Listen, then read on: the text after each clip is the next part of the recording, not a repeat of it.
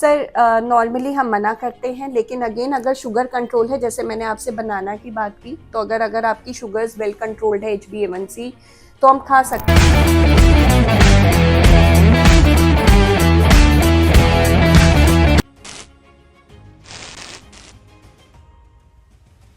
सारे sugar free carcinogenic हैं या कुछ शुगर फ्री हैं कार्सिनोजेनिक, या जिसमें कैंसर का खतरा हो सकता है, और कुछ सेफ या कार्सिनोजेनिक नहीं है?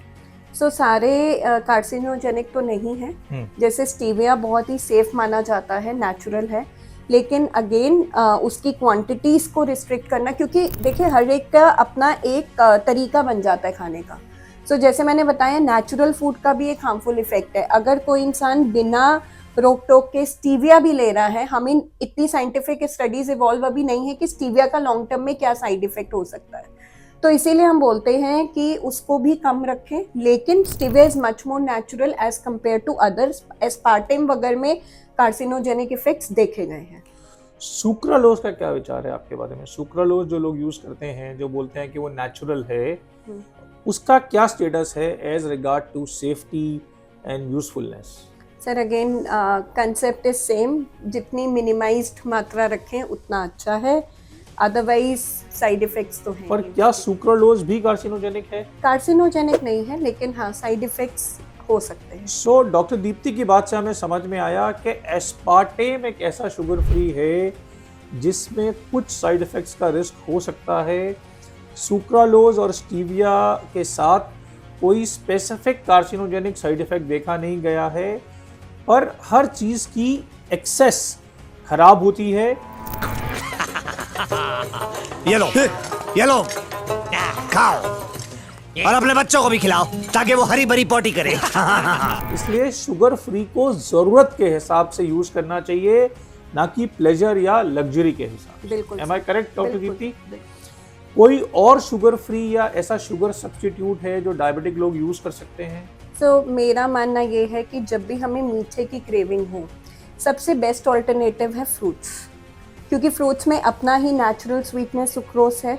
और अगर हम उसकी क्वांटिटीज़ को स्पेसिफिकली आफ्टर मील्स, जब हमारी क्रेविंग हो रही है, जैसे एप्पल में भी है, पपाया में भी है, काफ़ी लोगों का ये भी मानना है कि ये मीठे फल हैं तो ये भी नहीं खाए जा सकते, लेकिन 200 ग्राम का फल, एप्पल, पपाया, पियर, गुआवा, इन फ्रूट्स में हम ले सकते हैं। तो स्पेसिफिकली अगर आपकी क्रेविंग्स हैं तो आप इन फ्रूट्स पे जाएं एज कंपेयर टू कोई भी शुगर फ्री पुडिंग।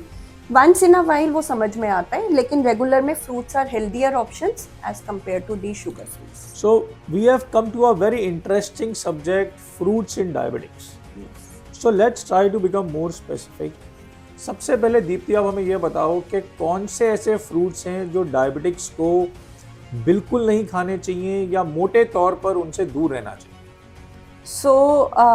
सबसे पहले मैं बात करूं तो फ्रूट्स में हम मेलन्स, क्योंकि इनका जो शुगर कंटेंट है वो हाई है।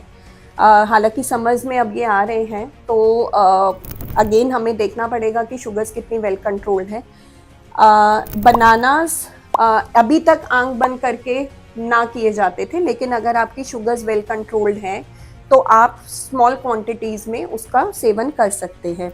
इसमें एक बहुत इंपॉर्टेंट चीज़ जो मैं आपसे बात करूंगी सर, सफ़ेदा मैंगोस।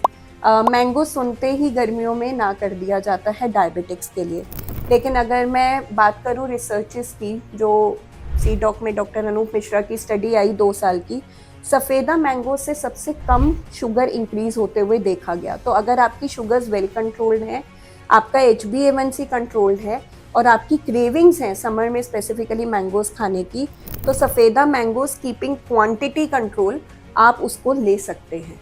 जूसेस किसी भी फल का आपने अवॉइड करना है, और बाकी फ्रूट्स जो सेफली लिए जा सकते हैं, सेब है, पपीता है, संतरा अगेन उसमें भी होती है, लेकिन एक संतरा अगर सीज़न में हम ले लें तो उतना ले सकते हैं, शुगर कंट्रोल है तो।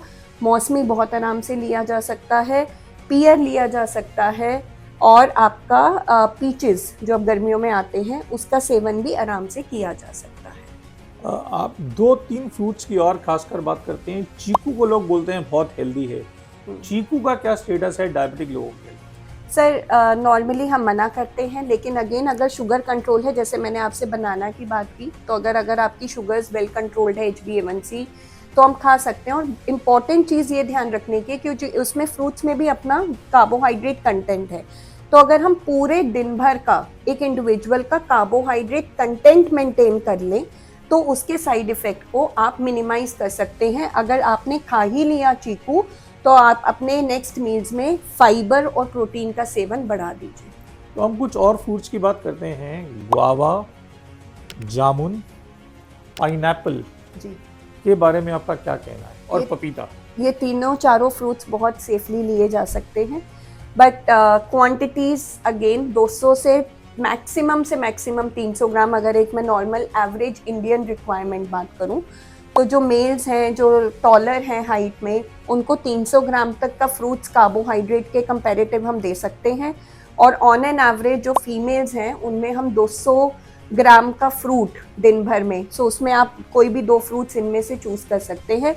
जामुन और गुआवा बहुत ही फ़ायदेमंद पाए गए हैं। गुआवा में स्पेसिफिकली फाइबर कंटेंट बहुत अच्छा है, जो आपकी इंटेस्टाइनल मोटिलिटी को भी मेंटेन करता है।